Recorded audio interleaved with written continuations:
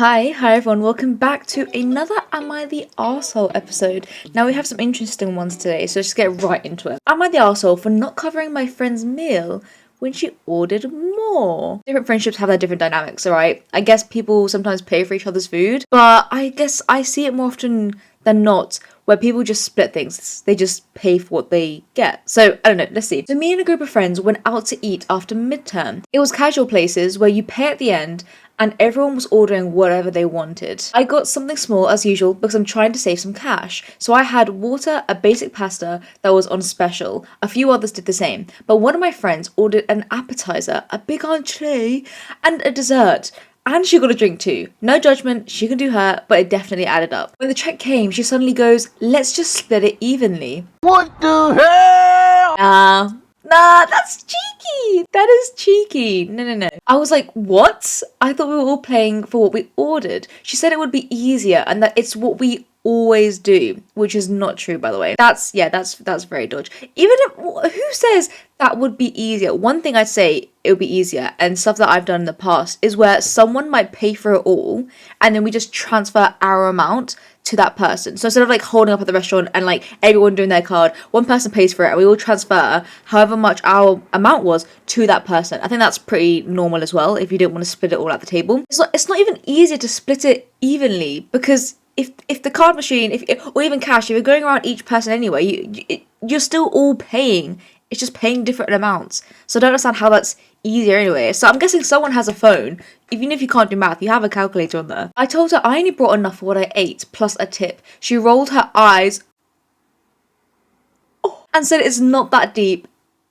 If it's not that deep, hon, pay for your own food. And that I'm being cheap over a few bucks. Oh my god. Okay, well, this is not a friend's meal anymore. This is an ex-friend's meal. I don't know how long you guys have been friends for, but this is definitely not friend behavior. If it was a situation where it was like, oh, my friend is really broke and she's asking me to like split it evenly to help cover her, I can understand the difference. But even then, I'm like, don't order food that you can't pay for. It wasn't a few bucks. It would have almost doubled what I was planning to spend. I didn't budge and paid for my stuff only. My other friends didn't care and split the bill evenly. I don't know about that. I guess fine, right? Even if the other friends decide to do that, fine. But I hope they stood up for you in a sense of being like, look, it's fine that you want to pay for your own meal. And the friend that's trying to get everyone else to pay, like, shut up, like, you're not right. I hope they did that. Now she's being super passive and told our other friend that I embarrassed her in front of everyone and made her look greedy.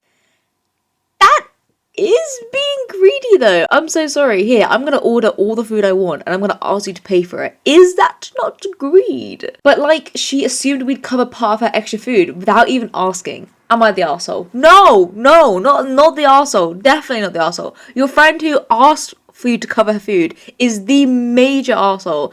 And the other friends, I hope they defended you. If they didn't defend you, then they are also partially arseholes as well. It really confuses me that we still have situations like this because I don't understand what is so hard about not asking other people to pay for food that they didn't get.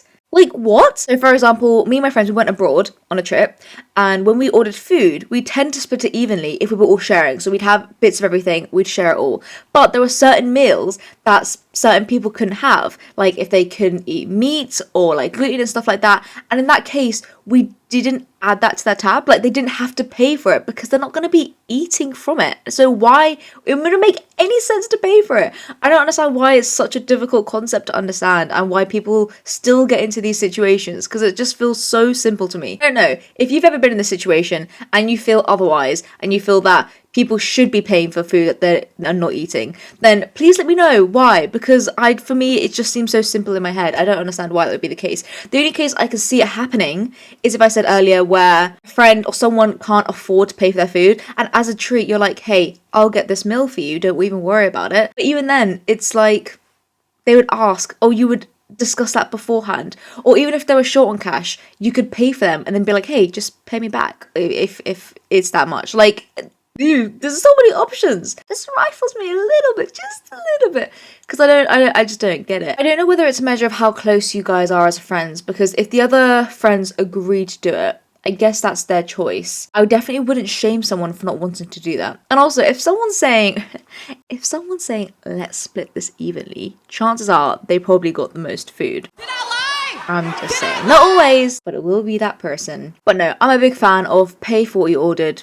And that's absolutely fine. Let's see what some other people have said. So, not the asshole. Like you, I hate it when other people order big and then assume everyone will split the bill evenly. Why does it still happen? The best way to deal with this is to announce at the very start that everyone should keep track of their own expenses so that they can pay what they owe at the end. I agree that it's definitely a good way to go about it if you announce at the beginning that this is what the plan is going to be. And if someone says, no, let's just split it evenly, then it could be said, okay, well then let's get similar stuff then. Let's not get all the same and then one person just go get loads. Even then, I just don't think it's something that you have to announce. I don't know why it's assumed that I'm going to be paying for stuff that I didn't buy. If it was of similar value and I was like, okay, everyone's meal costs roughly £10, sure, let's split it, fine. But if it's that much of a difference, I just don't see why that assumption would even exist in the beginning, unless that person is entitled, definitely feeling some way of entitlement, thinking that other people should be paying for their stuff. I don't know if you guys do this, but for me, especially if I know someone is paying for me, I will purposefully order either less or like the cheapest food on the menu, because I'm very conscious of the fact that someone else is paying for a meal. I just don't want to drive up the expenses. I'll still get food that I like, but yeah, I'm very mindful of that. I could never imagine trying to like order so much stuff or like drive up the price and then expect everyone else to pay for it, especially when everyone else's meal is of such a big difference. OP actually responded and said, good idea. Should have just said it before ordering because I thought everyone would just order their own and pay their own bill. And you know what, hun? You're right to assume that because that's usually the way that things should go. Someone else said, girl, be warned, this is not a friend. Say it louder. A friend wouldn't have to put everybody else on the spot and want them to pay for her. This is a leech. Ooh, a leech. I like that term, leech. This is a leech who is trying to leech off others and seeing how far she can go. You say we never did split the bill evenly, so this was her first attempt to see who would pay for her extravagant meal. You didn't, so now she's trying to make you look bad. That may be the case. That definitely could be the case. I don't know whether the person who is doing this has thought about it that much and is really trying to leech, but it's definitely could be a thing of saying, okay, who's gonna actually be paying for me? Or in their eyes, it could be who's actually a good friend, who's gonna pay for my meal. But that's not what a good friend is. A friend isn't someone who just pays for your stuff. That's not what a friend is. Nip this in the bud the next time with saying upfront that everybody is paying their own way and what they have ordered, and ignore her outbursts. She did embarrass herself by trying to make others pay for her meal, and she was greedy. That's on her, not you for paying for her without consent. That's so true. I don't understand why she was saying like, oh, you embarrassed me. You made me look like I was greedy. Yeah.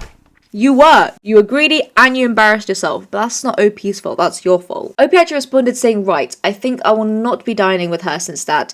Didn't know she's like that. Good, I'm glad that we actually have learned a lesson here as well. You know, I'm a very big fan of someone will show you their true colours very early on, and once you see them, run. I'm really glad that OP has learned from this experience that the girl in situation is not the friend that she wants to associate herself with.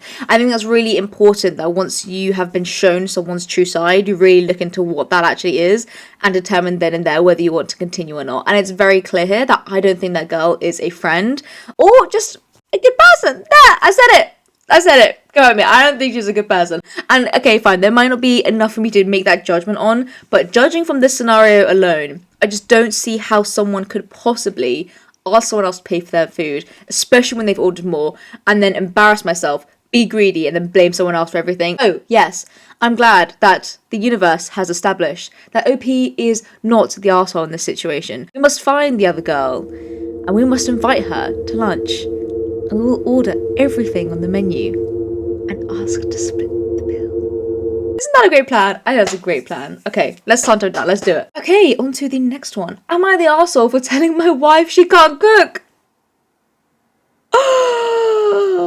I, 29 man, have been with my wife, 28 woman, for 8 years, and meals are just about the only place of contention in our marriage. Oh, but I'm scared she's going to kill someone one day. What? Background, we split the cooking in our house 50-50, but when she cooks, I feel like I have to watch her like a hawk. She undercooks just about everything, especially meat. And no matter how many times I try to politely correct her, she claims I'm being picky. No. Okay. No, I could Never. Fellow emetophobe here. I am so picky with the food that I eat. If anything, I make sure everything is like slightly overcooked just to make sure I'm not gonna die. So this would stress me the fuck out. For example, every time she makes rice, I just can't convince her it's 1 part rice, 2 parts water. She always says, "Are you sure? That seems like a lot of water." Girl, just do it! Or maybe that's how you like it, but I don't want it so mushy. The package and Google won't convince her either. Not Google won't convince her. Okay, well then no one has any hope. And I just swallow my pride and eat the crunchy rice every time. Okay, now this is a lot more worse than I thought it was. It's like with everything. Pasta, veggies, bread, meat. The thing is, I wouldn't care so much if it was just me, but she always wants to cook for our friends. She really prides herself on her cooking and wants to make everything herself. I just trail behind her, trying to make sure it's all edible, but there's usually a few dishes that end up drastically oversalted or undercooked. Okay, I'm not gonna lie. I have had some cooking experiences recently. I remember it was my first year of uni and I wanted to make my boyfriend a meal and I made this amazing mashed potato, but I really made it salty. I was like afterwards because it was so salty and it was unfortunately inedible. Like we had to chuck it in the bin. And I remember I tried so hard and I was so upset because I was like, I made this for you, but like we couldn't eat it. It was just not good. But the important thing there is that I've learned from my mistake, and now if anything, I don't put salt in and I just let people season to their taste. So I'm saying it's fine to mess up, especially like when we're learning and everything. It's fine, but I think cooking is a skill that everyone has to learn at some point, right? It should never be dependent on a certain kind of demographic of people to learn how to cook. So I don't see why your wife here doesn't want to like learn from her mistakes. Like if someone told me my cooking is shit, like I would just be like, no, it's amazing. I'd be like, okay, why? And how can I improve? Because surely no one's going to be making that stuff up. I totally get the idea of like you want to be the person who cooks, you want to serve everyone and you want to make everyone happy with food. I get that. I think that's so wonderful. But then learn how to damn cook. Especially if people are telling you stuff, you need to be able to take all that criticism and then improve your food.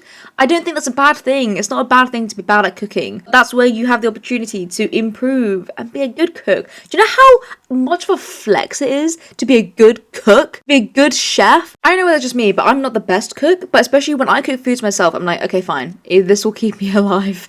But that makes me appreciate other foods so much. So when someone else cooks and it's so good, I'm like, wow, this is so good. And I love it even more. So yeah, I should see the idea of not wanting to like improve your cooking to make other people feel that. Our friends will politely eat, but I've noticed they've been coming to fewer and fewer invitations for dinner. Oh, that's so sad. Have you told your wife that this is probably the reason? I feel like if your wife is like, oh, they're maybe just busy, they didn't realize it's because of the food, I can see why she maybe doesn't have that drive to improve her cooking. But if you were like, look, they're not coming because of your food, that hopefully might be the wake-up call and be like, okay, I need to actually like work on this. Things all came to a head the other night when she went to put some chicken in the oven as I was hopping in the shower. When I came out, she had pulled the chicken out and said dinner was ready. I was skeptical and told her it had only been like 10 minutes. She said she pan-seared it first, so it was fine. It's not quite how it works. When I came to look, the sides were literally pink. I don't understand. I'm sorry. I just don't understand. I don't get it. Why would someone want to potentially give themselves food poisoning? I don't know what it is. I don't get it. One thing about food poisoning, I feel like everyone can be united in a sense where no one wants to be throwing up for like 24 to 48 hours. Like no one wants that. People have died from food poisoning. So I don't understand how people can be so reckless with food. I snapped a little and told her she's going to kill someone one day from serving them raw meat. Can't you see that it's pink? That's food safety number 1. She said she thought it was done and it's not her fault. Her mother never showed her how to cook chicken growing up. I don't like the fact that she's like, it's not her fault. It is your fault. You've cooked this incorrectly. You are endangering other people's lives. That is not okay. You need to take some accountability and be like, yes, right, it is my fault. It is probably because my mother never showed me how to cook chicken when I did it. But you have to take accountability. It is your fault here. About the mother not showing her how to cook, I get it. it can be tough not having someone show you how to cook things when you're younger. I don't think I was particularly shown much how to cook either when I was younger, but you learn things. And that's why, especially if your husband is giving you tips on, hey, look, Google says this, chicken is cooked when follow this time, and you're still like being oblivious and not recognizing that, or not even being like open to trying out the suggestions, that is 100% your fault. That is no one else's fault but your own. It's not your mother's fault for not showing you how to cook. That is 100% your fault. Also, cookbooks are a thing, people. There are literal videos and tutorials online and cookbooks, especially for those people who do not know how to cook, which I think is a wonderful thing. And that's the nice thing about cooking. Anyone can learn how to do it. Anyone can be a great cook if they really want to dedicate time to it. So I really don't like this idea of someone completely messing up and then just, instead of correcting the mistakes, just being like, it's not my fault, my mum didn't teach me. I then told her, well, you're almost 30. There's no excuse for not knowing how to cook at all. It's true. I mean, you can definitely bring age into it if you want. I don't know if it's a case of like, oh, you're almost 30, you need to be Gordon Ramsay. Like, you don't have to be a star chef as you age, but you definitely should be able to cook and not kill someone. I feel like you should be able to do that at a very early age, like 18, adult life, people. If you're able to drink and drive, you should be able to cook. I used to say she was pretty upset with me, and I probably could have been nicer, but I've been nice about it for 8 years. 8 years and nothing has changed. Am I the arsehole? Okay, well that changes. I kind of forgot you guys have been together for 8 years. I was gonna say very quickly, not the arsehole, your wife needs to learn how to cook.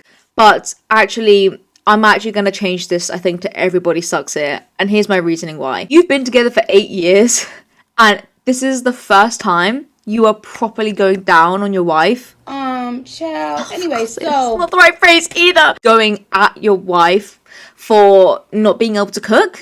Come on now, come on. I can see why your wife might be upset. She's like, look, I've been doing this for 8 years and this is the first time you're telling me about this. Why didn't you tell me this 8 years ago? So that's definitely a thing. You should have probably made this a much bigger issue right from the start. Also, if you know how to cook, is there not a way you could help her? I'm guessing you know how to cook, and even so, I don't know what your roles are like. I don't know how your household works or your jobs or anything like that. But if you know how to cook, then maybe it might be a nice thing and being like, okay, on weekends, let's cook together. Let me show you how I would cook things. And then even some days, maybe a husband can cook. I get though, it's not entirely your fault though, because you have shown her Google, you have told her certain things and she's just not listening to it. In which case that is why your wife is also the bigger arsehole in this. I don't think you're necessarily the arsehole for not knowing how to cook, but I think you're the arsehole for still not knowing how to cook for like 8 years when people have been continuously telling you how to improve your cooking and you're just ignoring those signs. Especially if you're cooking for other people. If you're cooking for yourself, you're like, you know what, I just don't care. I don't care if I get food poisoning. I know people who have happily had food poisoning. They just eat food that's been left out. They leave stuff in the fridge and just don't care and put them in the mouth. And I'm like, you know what? Fine. You want to do that to yourself? That's your choice. But especially when you're cooking for other people, that's when I have a huge problem, because you're putting other people's health at risk because of your carelessness. That's the word. So yeah, that's definitely not okay. And I really hope, not only for the husband's sake, but for the wife's sake as well, that you guys learn how to cook. Learn how to cook safely. And honestly, when you learn how to cook, food can be pretty nice. So I hope that worked out for you guys. Let's see what other people have had to say. Everybody sucks here. You say this has been a problem for 8 years and it's beyond just not tasty all the way to unsafe.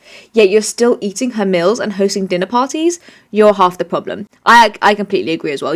If you are not actively doing something, I know you might be saying stuff, but if nothing's actually being done to help solve the problem, you are still partly responsible for all those people who could be getting sick when they come to your house for dinner. That is not okay. Someone said, not the arsehole, mate. You've been patient for 8 years. That's a long time to be chewing on crunchy rice and dodging food poisoning. It's so interesting how two people have taken 8 years and they kind of see it in a different light. One is like, yo, this has been happening for 8 years and you're still putting up with this, and the other person is like, this has been happening for 8 years, why haven't you resolved this yet? And I think both are very valid. 8 years is a very long time to be putting up with someone who is actively endangering people on a daily basis. But 8 years is a long time to be putting up with it, so I can see why it's annoying. But definitely both to blame, both to blame. Practical suggestion though, have you thought about getting a rice cooker? Takes the guesswork out of it. And maybe something like an LG Neo Chef or a smart oven where you just press the numbers for what you're cooking. Might save you from having to play food safety inspector every mealtime.